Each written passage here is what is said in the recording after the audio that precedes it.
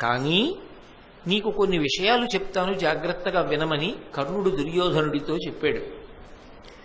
అర్జునుడికి ఖాండవవన దహనం చేసినప్పుడు అర్జునుడు గాంధీవాన్ని బహూకరించాడు. అది దివ్యమైనటువంటి ధనస్సు. ఆయన దగ్గర అంత పెద్ద ధనస్సు ఉందని మనం బెంగపెట్టుకోవలసిన అవసరం లేదు. నా దగ్గర కూడా ఒక ధనస్సు ఉన్నది. ఆ ధనస్సు పేరు విజయము. యథార్థమునకు ఆ ధనస్సు దేవతల చేత పరశురాముడికి ఇవ్వబడింది. పరశురాముడు నేను చేసినటువంటి శుశ్రూష చూసి ఆనందించి యోగ్యుడైనటువంటి శిష్యుణ్ణి అని మనసులో నన్ను మెచ్చుకుని నాకు ఆ ధనస్సుని బహూకరించాడు.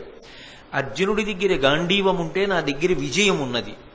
అగ్నిహోత్రుడు ఖాండవన దహన సమయంలో అర్జునుడికి దివ్యమైనటువంటి రథాన్ని బహూకరించాడు. దానితో పాటుగా ఉత్తమాశ్వములను బహూకరించాడు. అక్షయబాణ తూణీరములను ఇచ్చాడు. నాకు యథార్థానికి అవన్నీ లేవు. లేకపోయినా వచ్చిన నష్టం లేదు. నేను పూరణ చేసుకోగలను. ఎందుకని అంటే నేను ఒక రథం మీద వెడుతున్నప్పుడు ఆ రథానికి ఏదైనా వైక్లభ్యం జరిగితే దాన్ని అధిగమించడం కోసం నన్ను అనుగమించి ఉత్తమమైనటువంటి రథములు వస్తూ ఉంటాయి. కాబట్టి అర్జునుడికి అగ్నిహోత్రుడిచ్చిన రథం లాంటి రథం నాకు లేదన్న బెంగ లేదు. ఇక అర్జునుడికి అక్షయ బాణతూణీరాలున్నాయి. అందులో ఎన్ని బాణములను తీసినప్పటికీ ఇంకా కొత్తగా బాణములు వస్తూ ఉంటాయి. అయితే నాకు అలా బాణములను ఇవ్వగలిగినటువంటి అక్షయ బాణతూణీరములు లేవనేటటువంటి బెంగ పెట్టుకోవలసిన అవసరం లేకుండా ఎన్నో బాణములను ఆయుధములను రథంలో వేసుకుని నేను వెనకాతల తీసుకుని వెడతాను. కాబట్టి నా దగ్గర కూడా ఆయుధాలు అయిపోయాయి అన్న ప్రసక్తి రాదు. బెంగలేదు, పూరణ చేస్తాను. అగ్నిహోత్రుడిచ్చినటువంటి గుర్రాలు అర్జునుడి దగ్గర ఉన్నాయి. నేను కూడా ఉత్తమాశ్వములను నా రథానికి కట్టి తీసుకుని వెడతాను. అదిగాక ఎటూ నా వెనక వచ్చేటటువంటి కొన్ని రథాలకి ఉత్తమాశ్వములు పూంచబడి ఉంటాయి. ఇక నాకు లేనిది అర్జునుడికి ఉన్నది ఒకే ఒక్కటి. సారథి అర్జునుడికి చాలా గట్టివాడు. సాక్షాత్ శ్రీకృష్ణ పరమాత్మ. కేవలము రథసారథ్యం చేయడం కాదు, ప్రమాదభరితమైనటువంటి పరిస్థితులు ఏర్పడినప్పుడు ఎలా అధిగమించాలో సలహా చెప్తాడు. పొదివి పట్టుకుని కాపాడుకుంటాడు. నాకు అటువంటి సారథి లేడు. నాకు కూడా రథాన్ని నడపడానికి ఉత్తముడైనటువంటి సారథిని నువ్వు నియమించగలిగితే నా ప్రతాపం ఏమిటో ఇవాళ యుద్ధభూమిలో చూద్దుగానివి. కాబట్టి నాకు ఒక మంచి సారథిని ఇవ్వవలసింది అని అడిగాడు. అడగగానే తప్పకుండా నీకు అటువంటి సారథిని ఇతపూర్వమే నేను తీసుకొచ్చి సిద్ధం చేసి ఉంచాను. కాబట్టి బెంగబెట్టుకోకు, నీకు అటువంటి సారథిని ఏర్పాటు చేస్తాను. కృష్ణుడితో తుల్యమైనటువంటి సారథి అన్నాడు. ఎవరైనా? శల్యుడు. మీరందరూ మహాభారతంలో శల్యుడు అన్న ప్రసంగాన్ని విని ఉన్నారు. మద్రదేశాధిపతి. మాద్రికి స్వయంగా సోదరుడు. అటువంటి మద్రదేశాధిపతి అయినటువంటి శల్యుడు యథార్థమునకు నకుల సహదేవులకు మేనమామ కాబట్టి ధర్మరాజుకు కూడా మేనమామ. మేనమామ మేనల్లుళ్ళకి సహాయం చెయ్యాలి. అందుకే మహాభారత యుద్ధం ప్రారంభం అవుతోంది అనగానే ఆయన కూడా బయలుదేరి వచ్చాడు. అసలు నిజానికి ఆయన బయలుదేరింది ఉపప్లావ్యానికి వెళ్లి ధర్మరాజు గారికి తన సహకారం అందించాలి అని. కానీ శల్యుడికి ఒక పెద్ద బలహీనత ఉంది. ఎవరైనా తనని పొగిడితే వశపడిపోతాడు.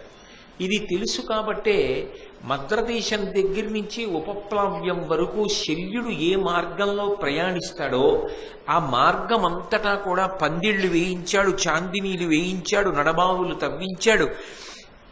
అలాగే నృత్యములు ఏర్పాటు చేశాడు. వస్తున్నటువంటి సైన్యానికి వాహనాలకి కావలసినటువంటి సమస్త సదుపాయములను దుర్యోధనుడు సమకూర్చాడు. రోజు శల్యుడు అనుకునేవాడు ఇవన్నీ ధర్మరాజు గారు ఏర్పాటు చేశారనుకునేవాడు. ఒక రోజున మార్గమధ్యంలో ఆయాసం కలగకుండా ఇంత గొప్ప ఏర్పాట్లు చేస్తున్నటువంటి ఆ ధర్మరాజు గారికి సంబంధించిన మంత్రి ఎవరో ప్రవేశపెట్టమన్నాడు. ఈ మాట అనగానే దుర్యోధనుడు లోపలికి వచ్చి చేతులు కట్టుకుని, నేనే ఇవన్నీ ఏర్పాట్లు చేశాను, మీకోసం నేనే చేశా, మీ మీద నాకున్న గౌరవం అటువంటిది అన్నాడు.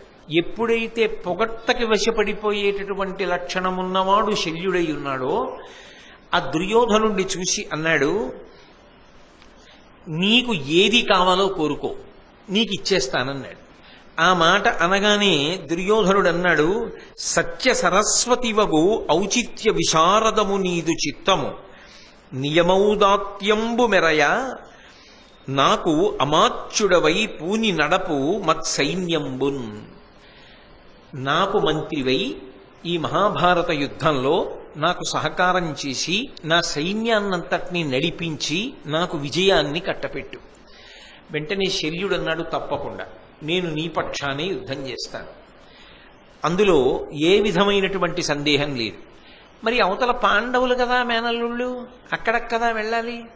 అందుకే దుర్యోధనుడు గడుసుతనంతో ఒక మాట అన్నాడు, తలప పాండవులను ధార్తరాష్ట్రులు నీకు ఒక్క రూప భక్తియుక్తి జాల నీవు నన్ను మాననీయుండుగాగా అనుగ్రహించి తగ పరిగ్రహింపు. మేమందరం సోదరులం కదా, పాండవులు నాకు సోదరులు, వాళ్ళకి నేను సోదరుణ్ణి అయినప్పుడు నువ్వు వాళ్ళకే మేనమావెలా అవుతావు, మాకు మేనమావే.